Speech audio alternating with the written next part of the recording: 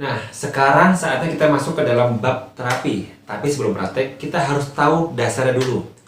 Yang biasanya kita mesti tahu adalah dari mana sih suara kretek-kretek yang dihasilkan oleh terapi bone setting HVLA. Teman-teman bisa lihat di halaman 27. Nah, suara kretek-kretek itu ternyata berasal dari dua hal. Yang pertama adalah dari pergeseran sendi. Nah, jadi kalau sendi kita geser gitu ya, tadinya tidak pas, jadi pas kan pasti bergeser ya. Nah, ketika bergeser akan mengeluarkan suara klik atau kretek. Nah, tapi biasanya kalau pergeseran sendiri itu suaranya pelan. Itu yang pertama. Nah, yang kedua dari mana? Yang kedua adalah dari letupan gas sinovial. Nah, ini sendi sama tulang sama tulang membentuk suatu sendi diikat sama jaringan yang namanya ligamen. Nah, ligamen itu muter membentuk namanya kapsul sendi. Di kapsul sendi, tengah-tengahnya itu ada cairan namanya cairan sinovial. Nah, itu adalah cairan pelumas sendi. Nah, setelah lama, cairan itu akan menguap. Nah, pas kita adjustment, kita hentakan, si kapsul sendi tadi itu akan terbuka sedikit dan gasnya keluar. Nah, pas keluar, akan terdengar suara krek, klek, pop, dan semacamnya. Nah, itulah suara yang kedua. Nah, suara yang kedua ini biasanya akan lebih kencang daripada suara yang pertama tadi, suara pergeseran sendi. Bisa lebih kencang dan banyak, jadi bisa krek-krek gitu ya. Tapi kalau yang suara sendi tadi cuma klik. Tapi kalau suara yang dari gas sinovial bisa lebih besar dan lebih banyak. Sekarang kita harus tahu juga perbedaan terapi bone setting HVLA Asian style dengan American style. Jadi perbedaan itu sebenarnya juga nggak terlalu signifikan, maksudnya juga nggak terlalu mempengaruhi hasil terapinya maksudnya. Tapi kita bisa tahu bahwa ada perbedaan-perbedaan yang secara secara pengetahuan kita di terapis itu harus tahu. Yang pertama adalah kalau Asian style itu biasanya terapinya itu dilakukan di bawah menggunakan matras. Tapi kalau American style itu menggunakan tempat tidur, jadi di atas. Itu yang pertama. Yang kedua, kalau Asian style itu didahului dengan pijat dulu, relaksasi, stretching. Jadi stretchingnya panjang. Nah, terapinya yang ketek-keteknya dikit. Jadi mungkin 80-70%-nya itu adalah stretchingnya. Tapi kalau di American style itu yang panjang adalah diagnosanya. Diagnosanya lama, cuma terapinya cuma sebentar. Kadang-kadang terapinya cuma 5-10 menit. Itu yang kedua. Terus yang ketiga, Asian style itu klien sebagai objek atau pasif. Nah, contohnya di Yumeho ya. Yumeho itu Japanese chiropractic. Jadi kalau si klien itu mau miring, mau duduk, itu kita terapis yang narik. Mau duduk kita tarik. Kalau mau miring, itu kita dorong. Nah, tapi kalau di American style, kita sebagai terapis, kita langsung ngomong sama si kliennya, Bu, sekarang duduk, Pak, sekarang tiduran, sekarang terlentang. Jadi si pasiennya juga ikut aktif. Itu perbedaannya. Nah, lalu di Asian style tidak banyak menggunakan alat bantu terapi. Jadi alat bantu itu cuma dikit. Tapi kalau di American style itu banyak, apalagi kalau yang sudah modern. Alat-alat elektriknya banyak banget. Nah, di Asian style itu sudah pun sedikit, alatnya sederhana lagi. Biasanya cuma apa sih? Ya cuma bantal sama handuk, biasanya cuma itu aja. Cuma kalau di American style yang sudah modern, tempat tidurnya dia elektrik, ada yang namanya scoliometer, ada yang namanya nervoscope, ada yang namanya electric massager dan lain sebagainya. Jadi jauh lebih canggih kalau alatnya. Setelah itu di Asian style itu untuk melancarkan persyarafan itu dibantu dengan pijat yang dilakukan oleh terapisnya. Tapi kalau di American style untuk melancarkan sarafnya setelah di adjustment ya, setelah di terapi, yang melancarkan itu si kliennya sendiri. Dengan cara apa? Dengan cara disuruh bergerak. Contohnya nih, ketika jepitannya di saraf L4, L5, saraf terjepit di punggung bawah.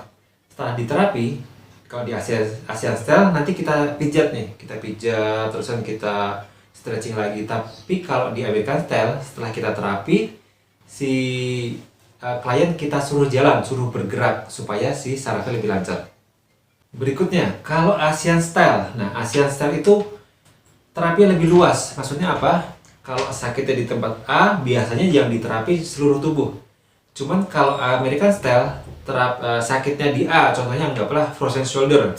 Pundaknya nggak bisa diangkat, tangan nggak bisa diangkat. Nah, terapi itu lebih spesifik. Cuman di bagian itu saja, di bahu aja, plus bagian-bagian yang kemungkinan terhubung. Contohnya kalau di bahu, paling di belikatnya, terusan di tulang punggung atas, tapi nggak sampai ke kaki. Tapi kalau American style, ASEAN style itu lebih menyeluruh. Sakitnya di sini, cuma nanti ujung-ujungnya semua badannya juga diterapi.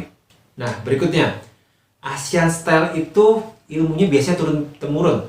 Jadi dari A turun ke B, B turun ke C gitu ya. Maksudnya metode pengajaran itu lebih tradisional. Anatomi tubuh itu digunakan seperlunya.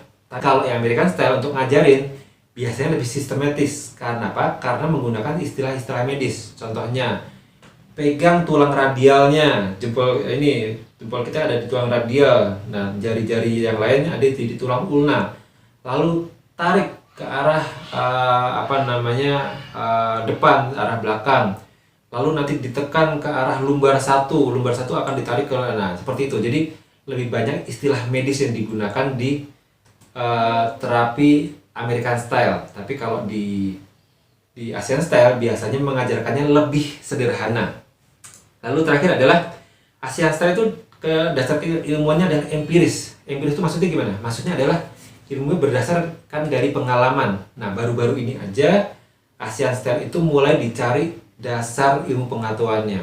Tapi kalau American style dari tahun 1800-an akhir, 1900-an awal sudah dicari tuh landasan medisnya.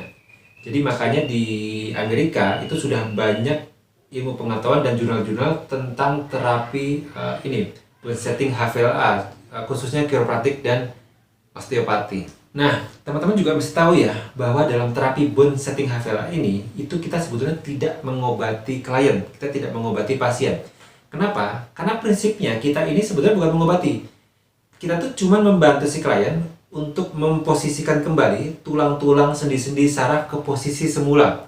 Supaya apa? Supaya kemampuan tubuh untuk mengobati dirinya sendiri bisa kembali normal. Akhirnya jadi sembuh, jadi sehat lagi. Nah, prinsipnya ingat ya seperti itu. Bahwa kita ini hanya membantu si tubuh untuk bisa mendapatkan kemampuannya untuk mengobati dirinya sendiri kembali normal. Kalau kita pelajari semua teknik bone setting HVLA di seluruh dunia ya, kayak di Amerika ada chiropractic, di Eropa osteopati, Jepang ada Yumeho, Cina ada Titar dan lain sebagainya, kita akan mendapatkan ratusan teknik. Nah, pertanyaannya gimana caranya kita menghafalkan ratusan teknik? Sebetulnya jawabannya itu bukan menghafalkan, tapi mengerti, tapi paham. Tapi untuk pemula, biasanya saya sarankan untuk menguasai 20 teknik dasar. Kenapa 20 teknik dasar? Karena 20 teknik ini akan mewakili ratusan teknik lainnya. Jadi dengan menghafalkan teknik ini aja, 20 ini aja, teman-teman bisa mengobati hampir semua keluhan-keluhan yang biasa diterapi oleh terapi bone setting HVLA ini. Nah, akan saya sebutkan ya. Yang pertama adalah ear popping atau menarik telinga. Yang kedua adalah neck adjustment, itu di 3 tempat. Di atas, tengah, bawah, di cervical. Lalu TMJ, temporal mandibular joint, itu di rahang. Lalu finger decompression, jadi dekompresi di jari-jari, di tangan dan di kaki. Lalu wrist adjustment, ya, ini pergelangan tangan. Lalu elbow adjustment, siku. Setelah itu shoulder adjustment. Shoulder itu ada 2 teknik yang wajib diketahui.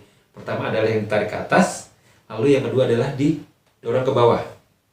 11 adalah upper thoracal decompression, jadi dekompresi tulang torakal atas.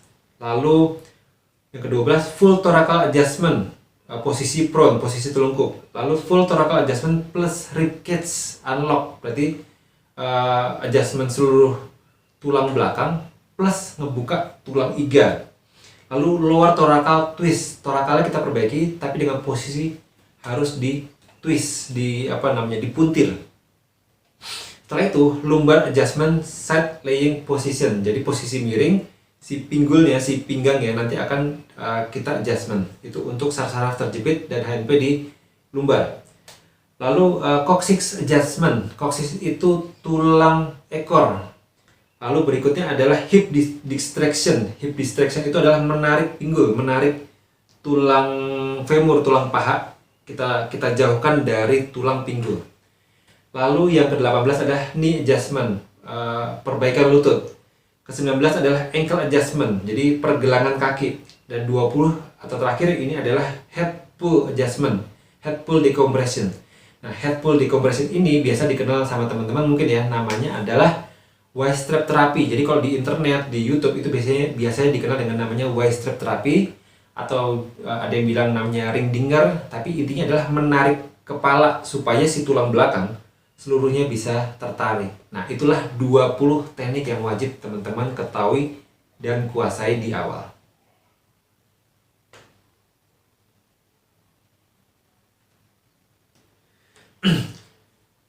Lalu terapi ini, Bocetilla Vela ini bisa dilakukan dalam berbagai macam posisi. Posisinya itu ada posisi duduk, posisi berdiri, posisi telungkup, posisi terlentang, posisi miring kiri, posisi miring kanan. Tapi untuk memudahkan kita cuma bagi jadi 3, posisi duduk, posisi terlentang, dan posisi telungkup. Nah, 3 posisi ini adalah untuk memudahkan kita menghafalkan semua gerakannya. Nah, teman-teman nanti akan mempelajari ini sambil berjalan.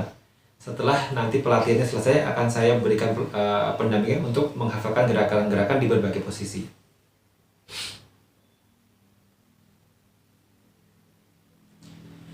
Nah, ketiga gerakan ini dan 20 nah, ketiga posisi ini dengan 20 gerakan yang tadi itu kalau digabungkan menjadikan satu kesatuan yang namanya body balance therapy. Maksudnya apa?